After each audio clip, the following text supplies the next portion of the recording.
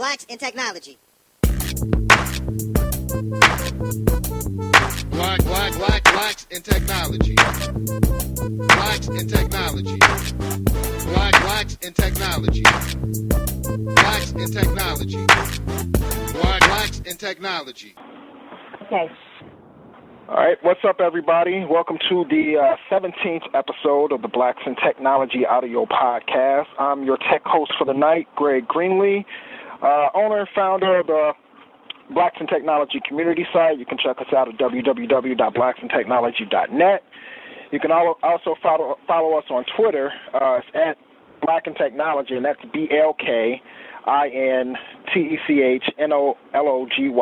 And you can also join the LinkedIn group as well under the same moniker, Blacks in Technology. So we just did a podcast with another member on the site, James Hopkins, a.k.a. Brother Binary. We just did one a couple of days ago, actually. It was a great podcast. I want to send a shout-out to him because we had a lot of fun on the podcast, and I've been basically trying to crank these podcasts out in hopes of, a couple of things, achieving a couple of things. These podcasts are basically to spotlight other black techies out there in the country and the nation and, all over, and give the audience, tidbits of information, tidbits of knowledge that they've acquired, some of our guests have acquired over the years, and just get a general overall informal discussion really about technology, about experiences, so we can all, kind of get together in an effort to kind of change the landscape, not only for technology, but within the black culture. So what I try to do is I try to bring on guests to talk about what they're working on in their careers, let them give us a little bit about their background in technology, and just go all out and talk about tech. And that's our goal and that's our focus. So we do it in a way that to open up technology for, all the upcoming black technologists and all the brothers and sisters that's out there in the technology field. So that's our focus, that's our goal. And with that, tonight I bring to you on our show Samara Lynn. Samara is the lead analyst in the networking department at PC Mag, where she writes columns. She does product reviews. She has over 15 years of experience in IT. She's what I think is a Wi-Fi connoisseur, and we'll get into that a little bit more later. She also holds a bachelor's degree from the Brooklyn College. She was a technology editor for the CRN Test Center, and she's just, for all you all, true-to-life techies / geeks, Samara also owns a collection of 3,000 comic books. So welcome. Welcome. And I say that because I own a ton of comic books as well. So welcome, Samara, to the show. We are happy to have you here. I'm so happy to be here. Can I just say your site is phenomenal. Oh, you're doing good service. Thank you. I appreciate that. One of the first things I want to start off with is, have you seen the video of the girl crying over the Batgirl shakeup in D.C.? Oh, gosh. You know what? I'm sure someone sent me the link, and I probably haven't clicked on it yet. This girl is so passionate about, I guess what happened in D.C. in the Batgirl series is they, I guess, had several different characters who was Batgirl at the time, and the character that she liked the most being Batgirl, they actually kind of nixed her and switched it back to the old Batgirl, and this girl was extremely distraught over that. It's funny and sad at the same time. It's funny because it's hey, you're crying over a thing, but she's seriously passionate about.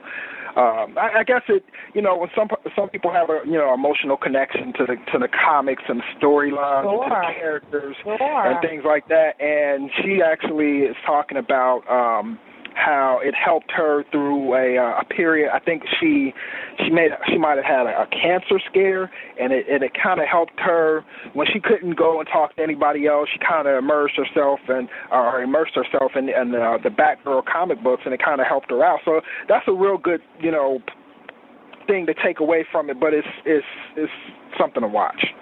Oh, sure. I mean, when I was a kid, I got into comic books because my mother pretty much took off and left us. And I had a real great escape route in comic books. You know, Wow. I mean, I can see someone. I can see the way that woman would feel. So. Yeah. Yeah. Well, let's give us a little bit of your background and how you got started in technology. Well, you know, it's funny. I think we've talked about this on Black Technology site, and we certainly talk about it at work. It's like you kind of sort of have like some kind of DNA for technology, and that usually involves like liking comic books and science fiction and robots, and I certainly had that when I was a kid. But it didn't really mature until I got into junior high school, and I was in computer club. I was the only girl in computer club, and I just had a love affair pretty much with technology. It kind of waned a little bit when I was a teenager and a young adult, but then I had a job where I was working as for a publisher, and I got a chance to use Windows 3.1. I'm dating myself a lot, and I kind of became the go-to person for any problems anyone had because I had this natural affinity for it, and it pretty much took off from there. Great. So and I've been following you for a while, and you were pretty much one of the first members, or one of the first few members on the site. And I'm a friend with you on Facebook, and I noticed that you have a knack for politics. So so I'm kind of wondering, why technology and why not politics, or did you develop the love? The knack for politics later on. Well, Greg, I've always been politically active, but for me, technology is my profession, and politics is kind of my hobby. So I keep the two separate. But Gotcha. yeah, I definitely it's definitely a hobby of mine, right? Gotcha. I've seen some posts by you. Yeah, I know. You're in my circle. Let me ask you this. Now, you say you worked at for a publisher, so is writing also one of your passions? Yeah, I started writing when I was 6. And no one told me. I had no instruction. I just picked up a pen. I started writing poetry. So it was something that was just inherent and very natural for me. And I feel the same way about technology. And to be able to fuse the two together by being, an analyst for PC Mag and being able to write about whatever, essentially they give me freedom to write whatever I want. I mean, I love my company. Wow. I'm so fortunate. I feel really blessed. Yeah, because that's rare that you can not only have one passion and find a job at it, but two passions and be able to merge the two together and have a job that you love. So how'd you come to be at PC Mag? Well, I got to tell you, I couldn't have done it without my pretty extensive history in IT, and IT is really what was a springboard for me. I started working as a consultant on an IBM help desk, which was a great company to work for back in the early 90s. And from there, I eventually got my first hands-on job in IT, where everyone called me the memory fairy, because all I was allowed to do was upgrade desktop memory. So, but I still got a lot of experience. But from there, I got my MCSC, I got my Microsoft Certified Systems Administrator, and I became a network admin. But I was always writing. So while I did IT, eventually I ended up being a director of an IT department, which was a thrill for me. I always did freelance writing on the side, and I did ghostwriting for a very prominent Linux guru. And that was really my first, I'm like, you know what, I can do this. I can write about something that I love. And they always say, write about what you know. Well, that's what I did. So. That's pretty aming. Yeah. So are you into Linux, or are you just, I'm sorry, go ahead. No, not at all. I love Linux. I tend to focus more on business IT. Linux has made a breakthrough in business, and I think there's a lot of reasons.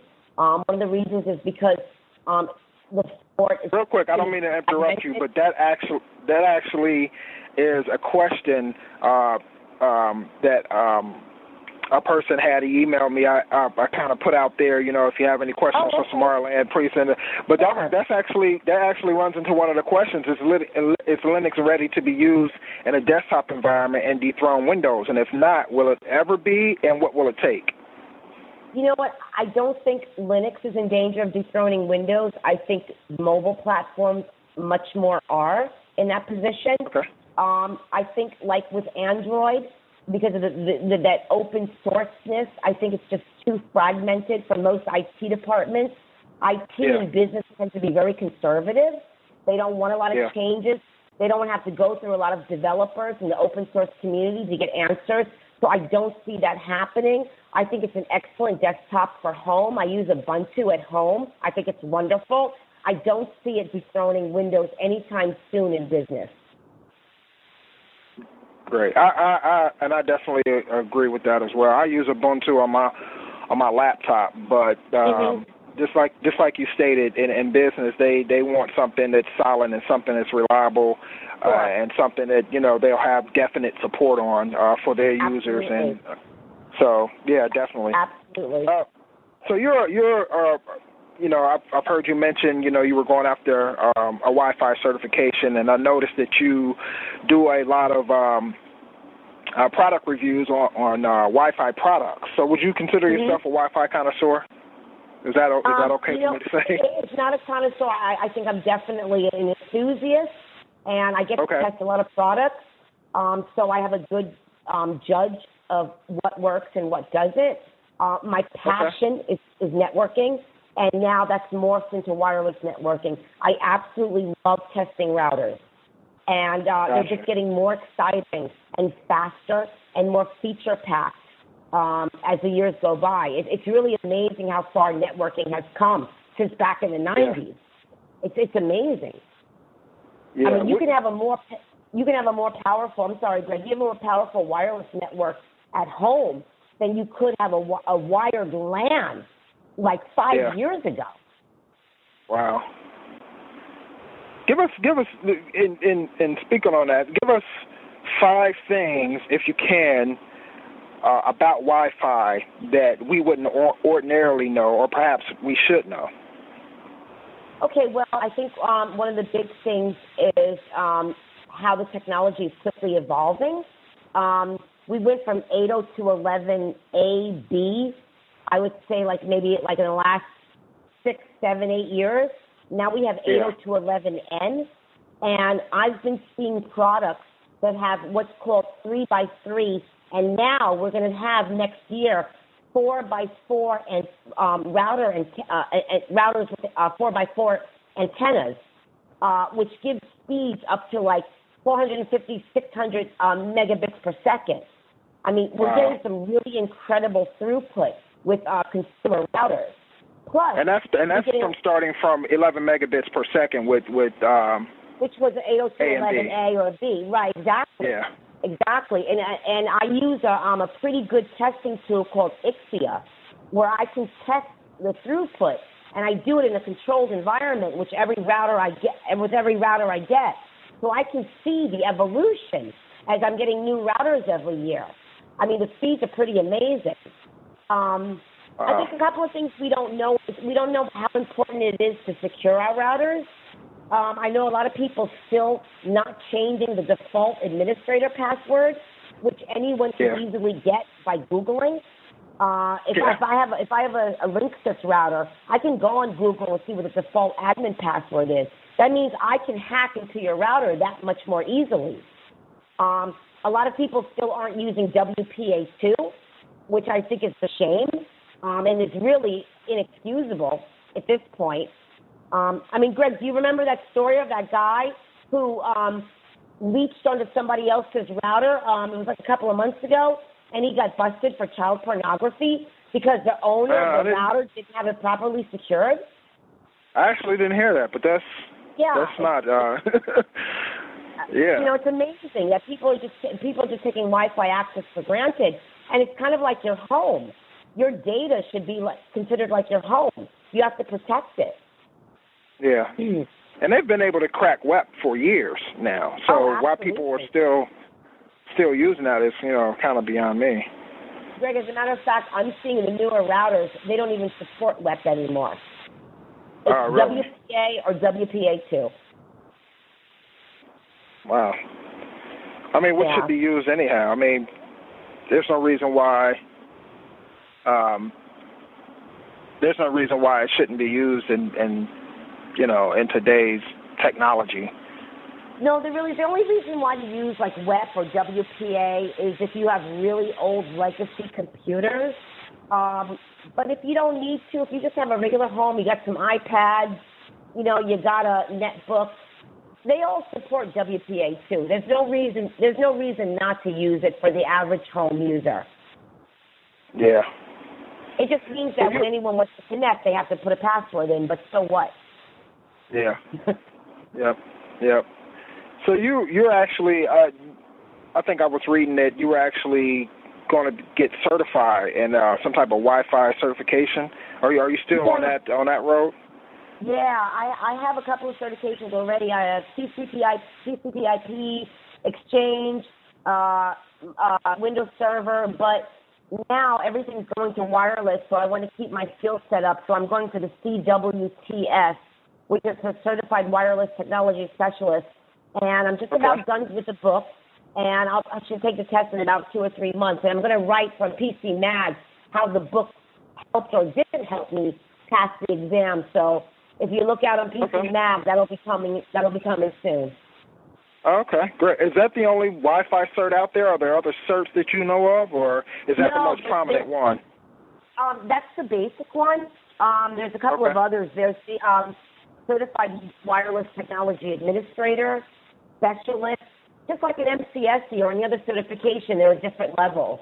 And, for anyone out there listening that wants to get into IT, Wi-Fi networking is a big, burgeoning field, and I highly recommend that if you're into networking, that you look into that. There's a lot of money to be made, and there's a real lack of specialists in the area. That actually kind of answered my next question. I was going to ask you, why is it important today for network admins to know about wireless technology? I would predict that, we have there's something coming out in a year or two called Y-Gig, where we're going to have speeds that are unprecedented in wireless. So essentially, wireless throughput is going to catch up to wired throughput. It's not going to equal it, but it's going to catch up. And that's what a lot of businesses are going to be deploying. It's cheaper. It's easier to manage. You don't have to run wires. You don't have to run cables.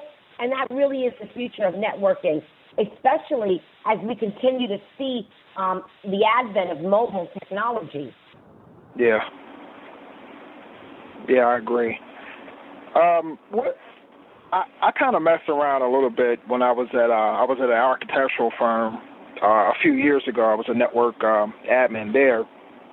Wasn't really into wireless, but I got assigned one of the projects to get wireless within the building. And back then there was a few companies that we looked at. We eventually went with Foundry simply because, not that their product was really better, but we were already a Foundry customer. We had Foundry, switches and things like that. So we ended up going with their Wi-Fi product.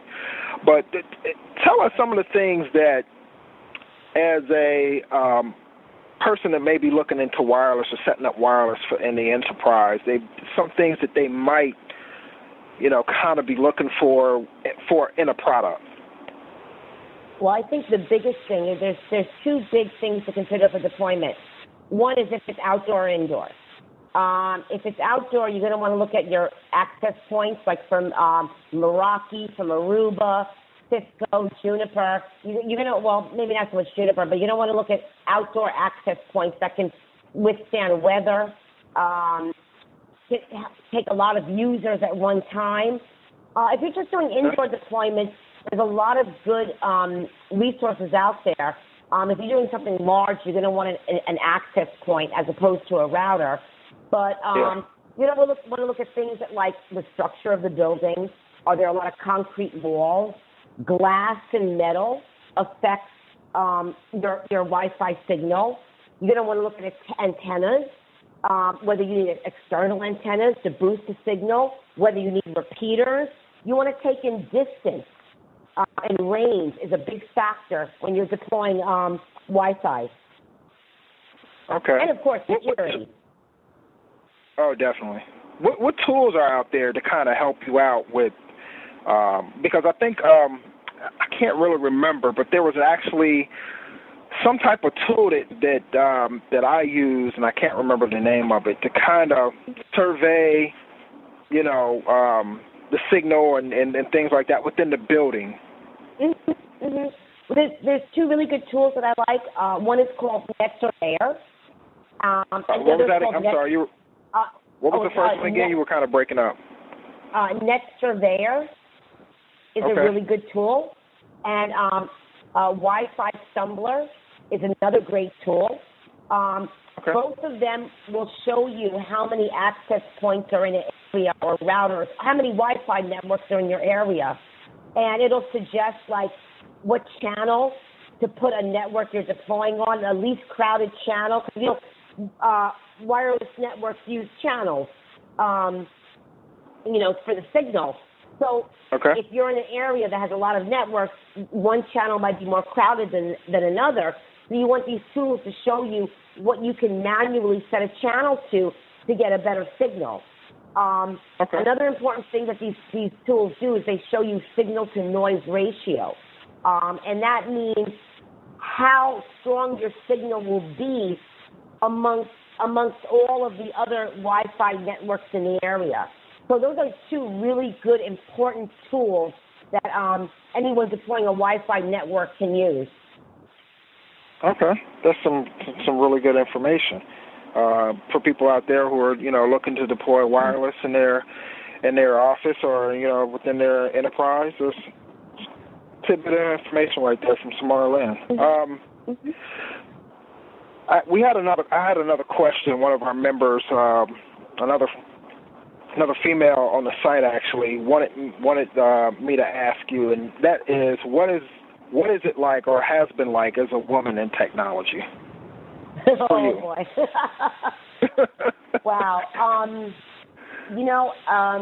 I would say 10 years ago was very challenging, not just as a woman, but as a black woman. Yeah.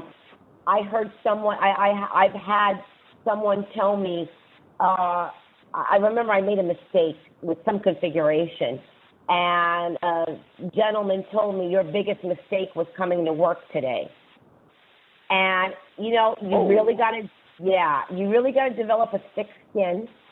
You have to, I think the most important thing for anybody, but especially for women in technology, is to say, you know what, I don't know this, but when you don't know something, you go out, you research it, and you learn it. If it's within your job description, you got to get tough. You can't be intimidated. It's a very all boys field, and you're going to feel lonely at times. But I think IT can be so rewarding for women. So I just encourage women to really, even if you don't want to be a programmer, not everyone has the mindset, I know I don't, to be a programmer. Yeah. But there's so many other opportunities like networking, database administration, end user support. There's business analysts. There's so much to do. It's very lucrative, and it just gives you a feeling of reward. So I would say to any woman, just hang in there. Don't let anybody intimidate you. You're going to have your down days, but just stick with it. That's great advice. Even now, just read some of my user comments on PC Mag. They keep me on my toes. and going more onto the social part of the whole technology realm, that I want to bring up another question, because sometimes I run into some of these posts where, especially on I guess TechCrunch is kind of notorious for it. They have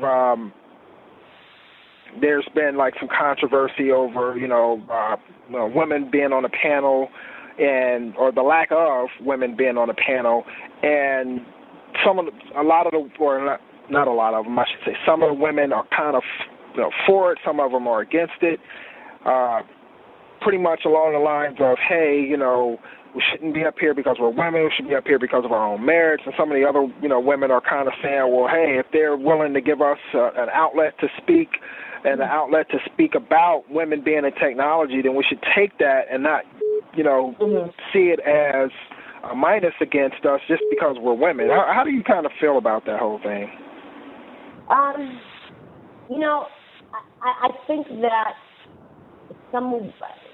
think that women can also get too steeped in, wow, are they asking me something or do they want me involved just because I'm a woman? Okay, so what? That's your foot in the door. The thing is, when you get on a panel or you get the opportunity to have the spotlight on you, just shine. The tech community in the long run respects hardcore tech skills, the geek community. Yeah. And if you got it, it'll be recognized, whether you're a woman or not. And if you don't, I kind of, and this brings me up to something a little controversial. A coworker and I were talking. I'm a little dismayed about how many tech women or so-called tech women are considered technical just because they're like some social media experts. And I know there's a lot of women out there that are like, there are women out there, programmers, network administrators, and they shouldn't be afraid to have their voice. And I would hope that we would embrace those women like just as equally as we embrace these social networking, mavens, which, okay, that's not as technical to me. Sorry. You know what? I agree with you 100%. As a matter of fact, I am Ronnie Has on a daily when I come across these articles, in tech magazines or on tech sites, and all they talk about is how to be better at social media. And to me, yeah. I'm like, this is not tech. This is marketing. Yeah. This is PR. Yeah, okay. Exactly. Okay, you're an SEO expert. Okay, can you build me a server? Can you help me get IPv6 ready? It's like we've made this deviation, and I'm afraid a lot of women have been kind of sucked into that path, and I want to kind of see that go away. I want women to have hands-on IT experience. You're actually building, creating, managing stuff. I agree. And not only women, I see the same thing in the black culture as well, the black, tech community as well. That same thing is being, sent out there like this is tech. And I'm not trying to knock people who do it, but I just want there to be a better distinction between what actually is technology and what is more, social media marketing. Exactly, I think you're right, we're both yeah, I don't denounce those people, their skills. That's a whole skill set in of itself. But I would like more emphasis on people who are, hardcore. And, I want technology, being a geek, to be not such a frightening thing for girls and for women. I want you to be proud that you can build a server. I want you to be proud that you can install Windows 7 from scratch and configure it. I want those skills glorified.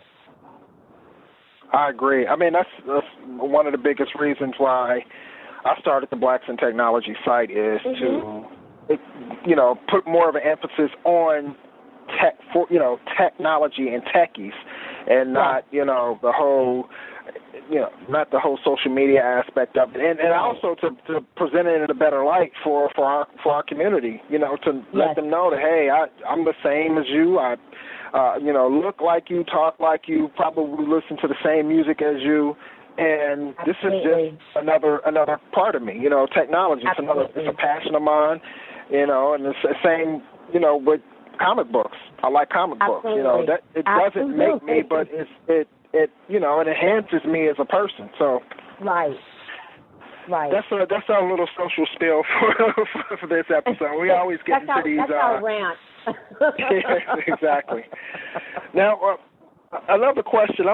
This is for consumers. What do you think are the best Wi-Fi routers out there? Give us like your top 3 Wi-Fi routers. Okay. I would say from the current crop of 802.11n routers I've seen, I think Netgear has done an absolutely astounding job with their technology. They gave me throughput speed rates that I have never seen before in testing. Really? I think it's close. Yeah, it's amazing, and it's very easy to set up the routers. I think. Are you able to mention? Are you able to mention a model, or is? Yeah, the latest models are what I've tested. The Netgear N750, the Netgear N600, very excellent routers. Cisco Linksys has had some excellent routers as well. If you're looking for a good dual band 802.11n router, I've recommended publicly the E4200 is a stupendous router. May even be easier to set up for some people than the Netgear routers. I think if you're a hardcore router geek, you might like the Netgear a little bit better. A lot of times Netgear you can flash with DDWRT and Tomato firmware. But I would say for now, Netgear and Cisco Linksys, if you're looking for really high definition video streaming in your home network, you're going to want to look to those 2 products. Wow, that's some really good information there. As a matter of fact, I need to look into that and upgrade my router. You're a hardcore network here, so heed my advice. Gotcha. Now, tell me just a little bit. Now, I never really got into it, but I always seen it being displayed on some of the routers. I guess they call it MIMO, multiple in, multiple out. Can you kind of explain that technology? And is it still in use or?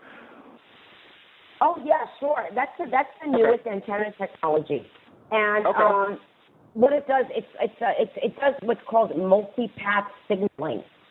So, like when a router emits a signal, with MIMO, you can control a little bit better where the signal goes, and it makes for a stronger, more boosted signal and gives you better range.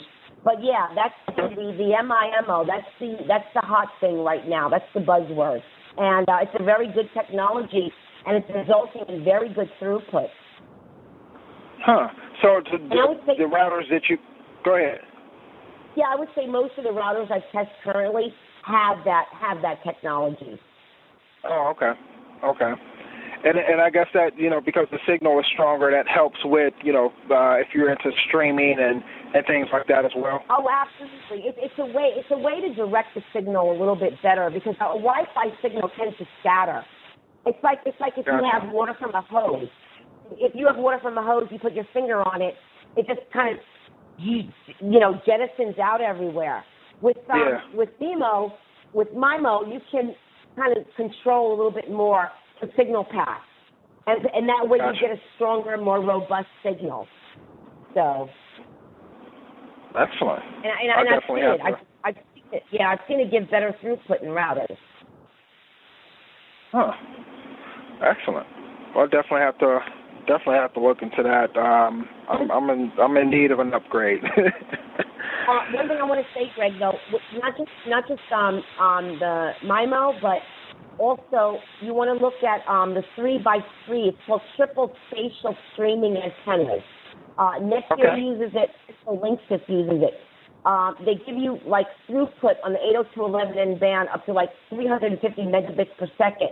But the only thing is, you have to have a compatible network client adapter that can support it. And not all laptops and netbooks have it. So that's the thing you want to consider. If you want the most robust home network, you got to not just look at the router, but you got to look at the client adapters inside of your devices. Yeah, that's important to know. Because I definitely would have run out and grabbed something and still only got a certain throughput on here because, pretty much it's like it. Go ahead. I'm sorry. No, I was going to say I use the HP EliteBook, which has a compatible adapter. Ah, okay. Yeah, because like in most networks, it usually kind of whatever is the least on the network is what it usually runs at. So, for instance, if you have a high powered, a high throughput router, but your network card is not rated for it, then that's the throughput you're going to get. So you're only as fast as your slowest link. Exactly. So if that's you the have phrase I was looking for. Yep. If you have the resources and you need that high throughput, high speed in your network, you got to go all to 802.11n. Otherwise, your G clients, your B clients are going to slow your links down. Gotcha. Well, Samara, this has been very interesting, very informative. I hope so. And I definitely thank you. What's that? I said it's fun for me. Oh yeah, it sounds like you have a lot of fun doing it. So that's always a plus. That's always a plus, and it's good to hear that in your voice and hear that you're passionate about it because a lot of us, some of us out here in the workforce aren't, and we're the lucky people that get to go to work and mess around and experiment with things and have fun and do what we love. Absolutely. So sure. I definitely appreciate you being on the podcast with us tonight. Is there anything actually you want to say, or such as did you have any? You got a Twitter handle? Do you want to get that out publicly or no? Sure. I'm Samara Lynn. I'm not too creative. You can find me on Google Plus or Twitter. And this is so enjoyable, Greg. Thank you so much for having me on. I really appreciate it, and I love Blacks in Technology. Great. I appreciate you coming on. And real quick, that's SamaralYnn for yes, sir. People who might have. Yeah. Great. Thanks a lot, Samara. I appreciate it. Thank you, Greg. Okay. All right. You have a nice night. You too. Bye. Bye-bye. Blacks in Technology.